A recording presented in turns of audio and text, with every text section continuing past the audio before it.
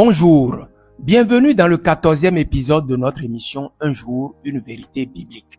Nous avions dit que la première chose à savoir pour recevoir le baptême du Saint-Esprit est d'avoir la certitude que Dieu a fait Seigneur et Christ Jésus qui a été crucifié. Savoir avec certitude que Dieu a glorifié Jésus qui a été crucifié. Acte 2, le verset 36. Quand je dis savoir avec certitude, c'est avec le cœur qu'on peut le savoir. Car après avoir entendu la parole de Pierre, la Bible dit au verset suivant, ils eurent le cœur vivement touché. Acte 2, le verset 37.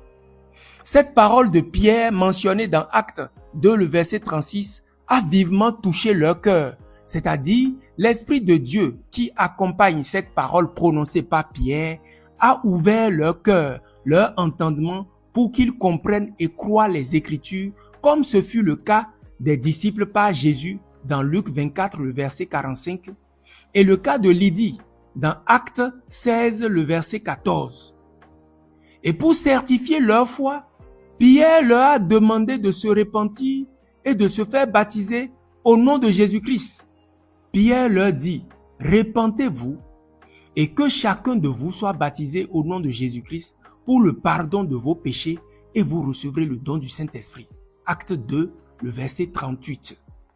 La deuxième chose après la foi, c'est-à-dire après la certitude du cœur que Jésus est glorifié, est de se repentir et de se faire baptiser pour recevoir le pardon des péchés et le don du Saint-Esprit qui est le baptême du Saint-Esprit. La repentance et le baptême sont deux actes de foi à ne pas dissocier de la foi.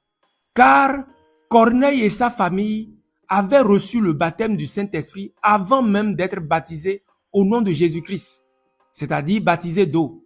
Acte 10, le verset 44 à 48.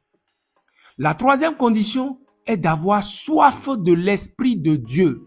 Pour recevoir le baptême du Saint-Esprit, il faut avoir soif de l'Esprit de Dieu. Si quelqu'un a soif, qu'il vienne à moi et qu'il boive. Celui qui veut recevoir le baptême du Saint-Esprit doit avoir soif de l'Esprit de Dieu.